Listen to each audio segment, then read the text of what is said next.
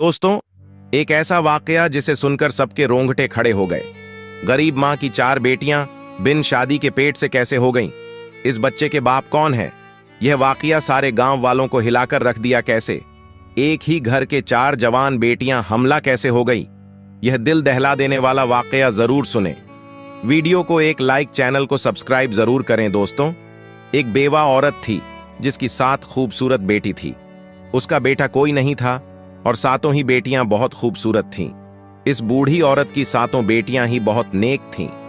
इस औरत ने अपनी बेटियों को बहुत अच्छी तालीम दिलवाई थी। उनकी जिंदगी में कयामत तब आई जब उस बूढ़ी मां की बड़ी 4 बेटियां हमला हो गईं।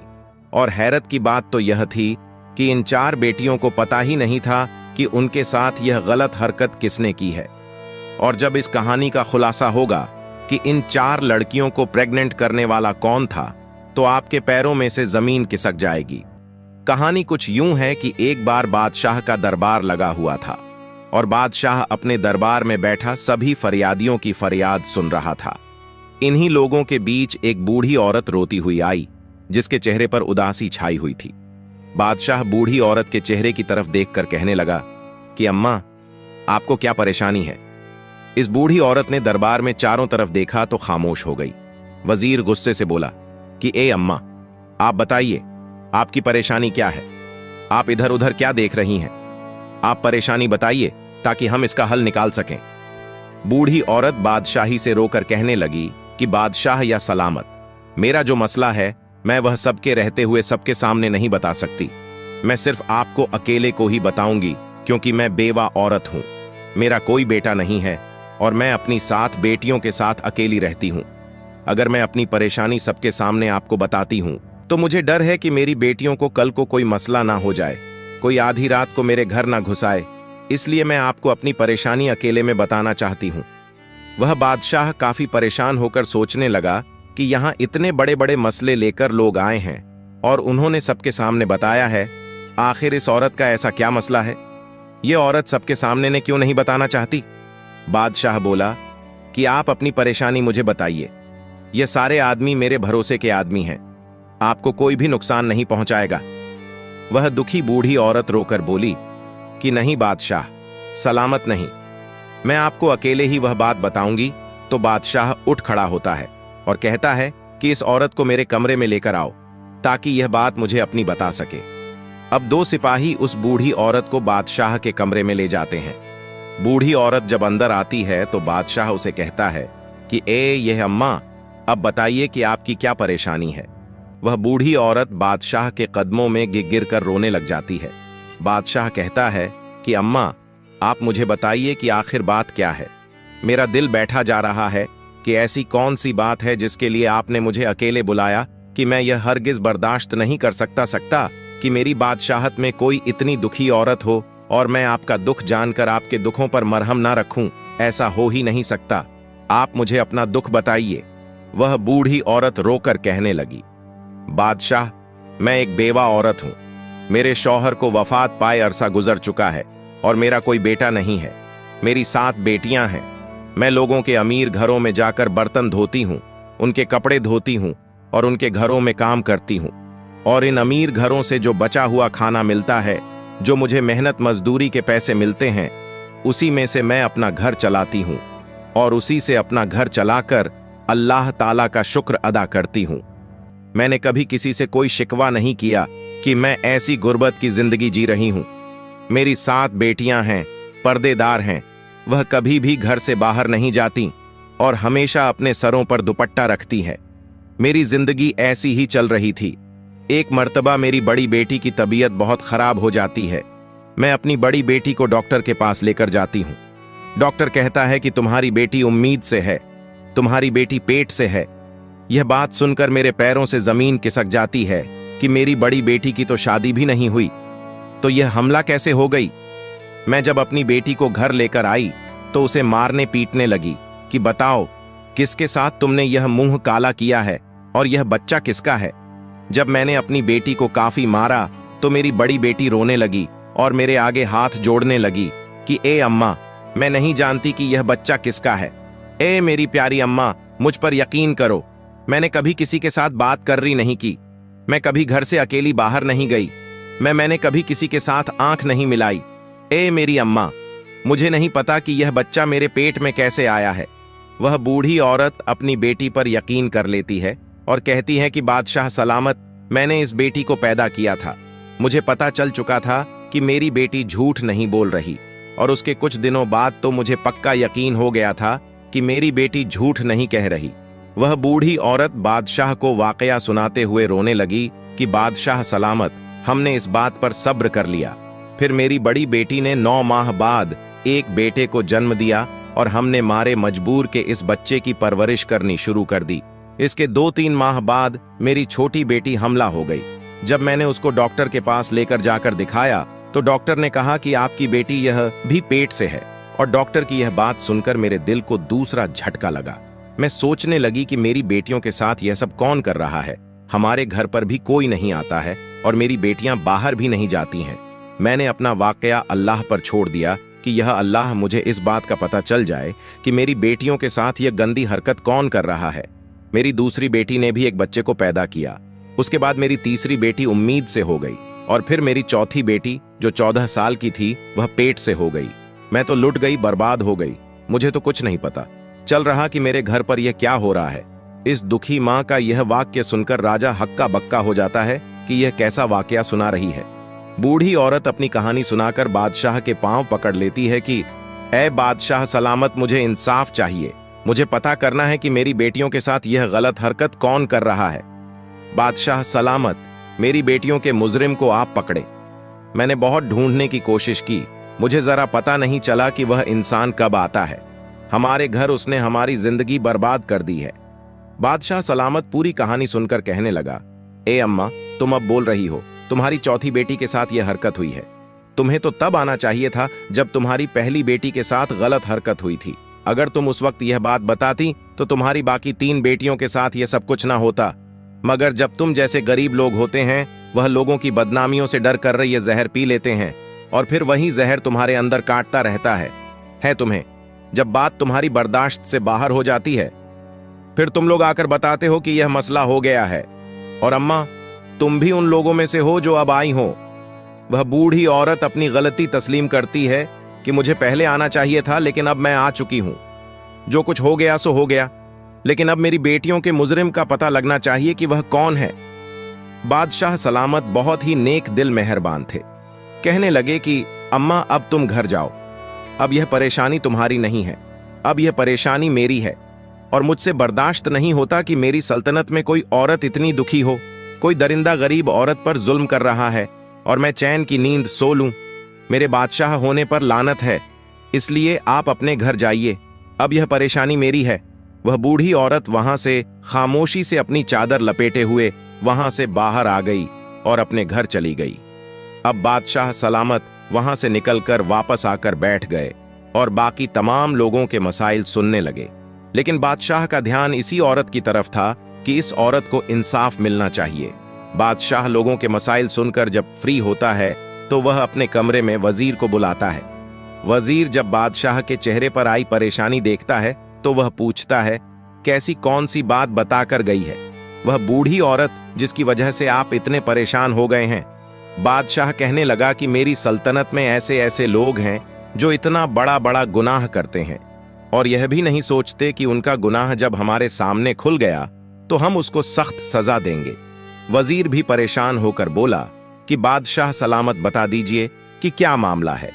फिर बादशाह सलामत इस वजीर को सारा वाकया बता देता है और कहता है कि कोई दरिंदा है जो इस औरत के घर पर दीमक की तरह लग गया है और इस दरिंदे शख्स का इतना मन बढ़ चुका है कि वह इस बेवा औरत की 4 बेटियों को इस दरिंदे ने हामिया कर दिया है और इस बूढ़ी औरत की 3 बेटियों को बच्चे पैदा हो चुके हैं और छोटी बेटी इसकी हमला है। इस बूढ़ी औरत की बाकी 3 बेटियों की इज्जत को भी खतरा है। हमें पता लगाना होगा कि इस बूढ़ी औरत के घर कौन आता है, किस वक्त आता है। इसके बाद बादशाह सलामत और वजीर सोचने लग जाते हैं कि इस बात का कैसे पता लगाया जाए। थोड़ी देर बाद वजीर कहता है कि बादशाह सलामत, मेरे मन में एक तरकीब आई है।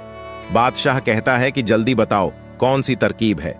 वजीर कहता है कि बादशाह सलामत, दीवारों के भी कान होते हैं, इसलिए मैं आपके कान में यह बात बताऊंगा तो वजीर बादशाह सलामत के कान में कुछ कह देता है, यानी कोई तरकीब बताता है जो बादशाह सलामत को भी पसंद आ जाती है। इसके बाद वह वजीर एक बकरी लेकर इस बूढ़ी औरत के घर पर चला जाता है। रात के तकरीबन 9 बज रहे होते हैं। वजीर इस बूढ़ी औरत के घर चला आता है। बूढ़ी औरत वजीर को देखकर कहती है कि ए वजीर, आप इस वक्त मेरे घर पर क्या रहे हैं? वजीर बोला कि जो परेशानी आप बादशाह सलामत को बताकर आई हैं, इस बात से बादशाह सलामत बहुत ही परेशान है। बूढ़ी औरत बोली कि आपके हाथ में यह जो बकरी है, आप इसका क्या करोगे? वजीर बोला कि आप मुझे अपने घर के अंदर आने दीजिए, इसके बाद मैं आपको बताऊंगा कि मैंने क्या करना। अंदर आकर वजीर बूढ़ी औरत से कहने लगा कि आज हम इस बकरी का चारा बनाकर इस दरिंदे को खिलाएंगे। बस तुम लोग कुछ भी मत बोलना और चुप करके देखती रहना कि वह दरिंदा कैसे पकड़ा जाएगा। इसलिए आप तमाम लोग आराम से सो जाइएगा। अगर हमारा यह काम कामयाब हो गया तो पता चल जाएगा कि वह दरिंदा कौन है। इसके बाद वजीर इस बकरी को लेकर घर की छत पर चला जाता है और घर की छत पर इस बकरी को बांध देता है और फिर छुप के इस घर से बाहर चला जाता है। और वजीर जाते हुए इस बूढ़ी औरत और इसकी बेटियों से कहता है कि आप लोग आराम से सो जाइएगा। यह मत सोचिए कि आप लोगों को किसी तरह का कोई नुकसान पहुंचेगा। और वजीर 2 सिपाहियों को बोल देता है कि इस बूढ़ी औरत के घर के आसपास पहरा लगाओ।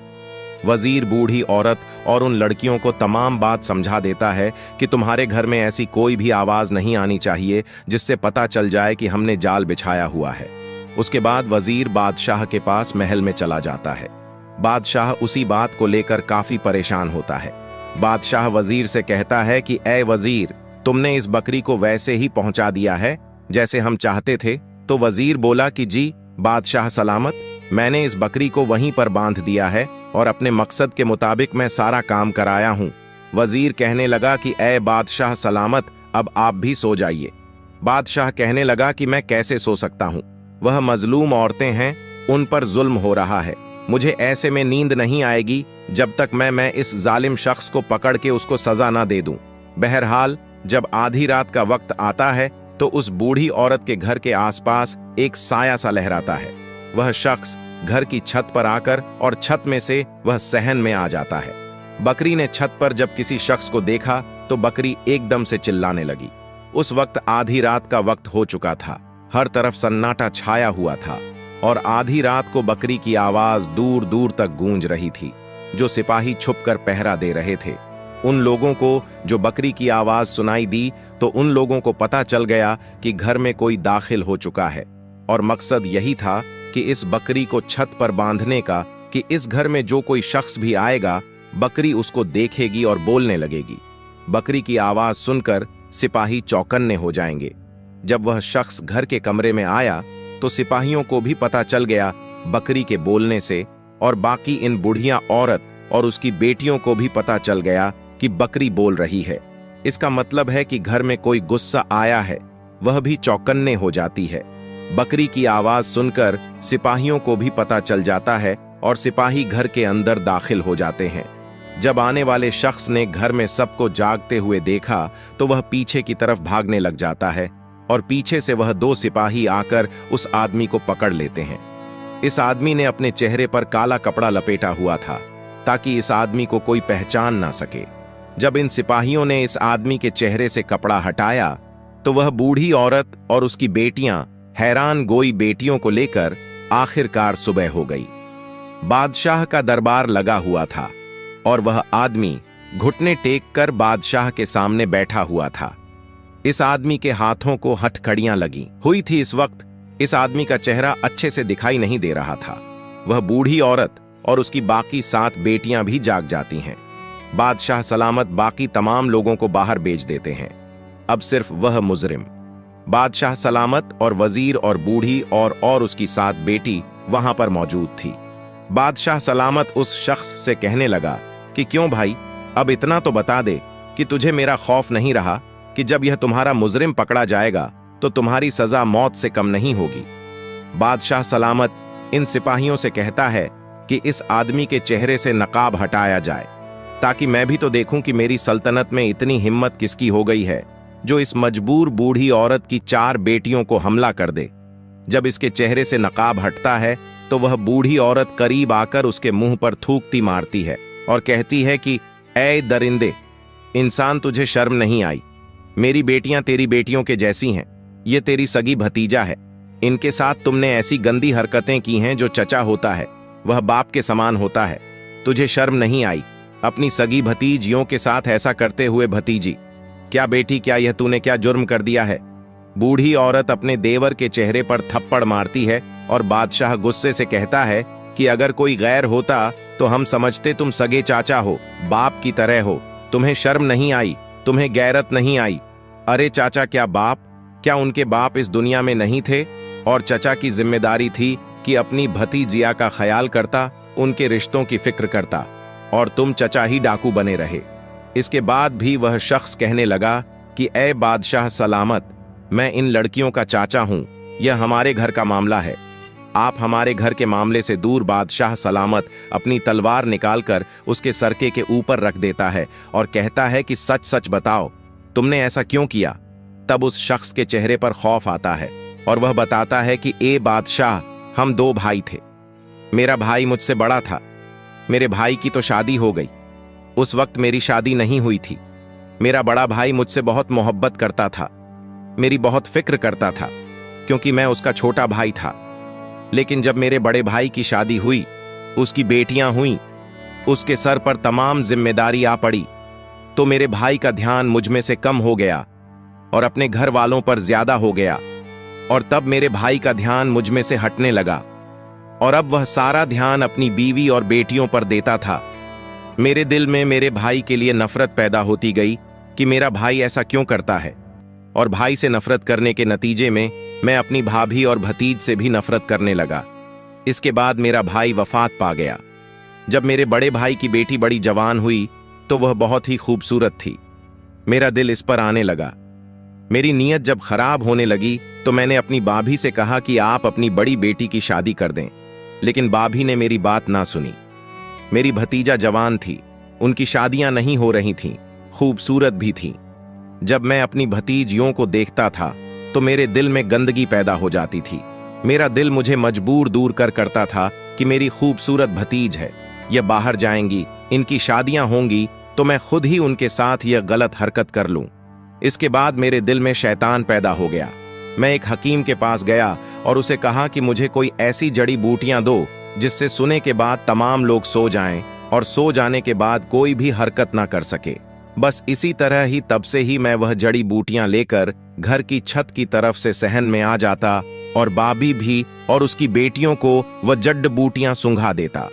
उनको सूंघने से वह 4-5 घंटों के लिए बेहोश हो जाती थी और जिसके साथ मैंने बदका करनी होती थी उसके साथ बदका कर लेता था और फिर उसको इसी हालत में छोड़ देता था जैसे उसको पता ही न चले।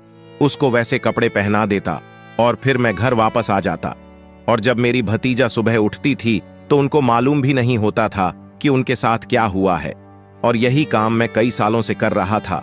लेकिन अगर मैं इस वक्त छत पर बकरी को देखकर समझ जाता कि यह बकरी मुझे चारा बनाने के लिए बांधी गई है तो मैं वापस चला जाता। मैंने सोचा कि मेरी भाभी ने दूध लेने के लिए यह बकरी खरीदी है और छत पर बांध रखी है। मैंने इस वक्त बकरी की तरफ ध्यान ही नहीं दिया, मेरा ध्यान तो बदका की तरफ था। इसके बाद जब वह शख्स अपना सारा गुनाह मान लेता है, अपना जुर्म तस्लीम कर लेता है, तो बादशाह सलामत वजीर को इशारा करता है। वजीर अपनी तलवार निकालकर उस शख्स का सर उसके धड़ से अलग कर देता है, जिसके बाद उसका जिस्म थोड़ी देर के लिए तड़पता है और फिर सजा के तौर पर ठंडा हो जाता है। इस तरह इस दरिंदे शख्स को, इस जालिम चचा को सजा मिल जाती है।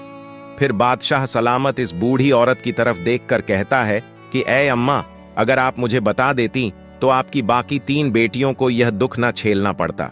लेकिन मेरा आपसे वादा है कि आपकी इन 4 बेटियों को वह खुशियां मैं दिल बानूंगा जिनकी यह हकदार। फिर बादशाह सलामत अपने सिपाहियों में से 4 सिपाही जो बहुत ही समझदार सुलझे हुए होते हैं, उन 4 सिपाहियों से इन 4 लड़कियों की शादी करवा देता है और बहुत सारा माल और दौलत पैसा भी साथ देता है। इसके बाद वह बूढ़ी औरत रोकर बादशाह का शुक्रिया अदा करती है। बादशाह सलामत कहता है कि अब आप बेफिक्र हो जाएं। जब आपकी बाकी 3 बेटियां जवान हो जाएंगी तो आप मुझे बता दीजिएगा। मैं इनके लिए भी कोई अच्छा सा लड़का देखकर इनका रिश्ता करवा दूंगा। यह थी एक इंसाफ पसंद बादशाह की कहानी और ऐसे दरिंदे चचा की कहानी जो चचा बाप की तरह होता है। इस कहानी से एक सबक भी सीखने को मिलता है कि अगर किसी पर किसी तरह का भी कोई जुर्म हो रहा है, कोई मजलूम है, तो उसको अपने हक के लिए आवाज उठानी चाहिए। अगर वह शख्स कमजोर रहेगा और बाकी दुनिया वालों के डर से खामोश रहेगा तो दुनिया उसको नोच कर खा जाएगी। दोस्तों, इस वीडियो को आगे भी जरूर शेयर कर दें और हमारे इस चैनल पर सबक अमोज कहानियां अपलोड की जाती हैं। चैनल को सब्सक्राइब, वीडियो को एक लाइक जरूर करें। अल्लाह हाफिज।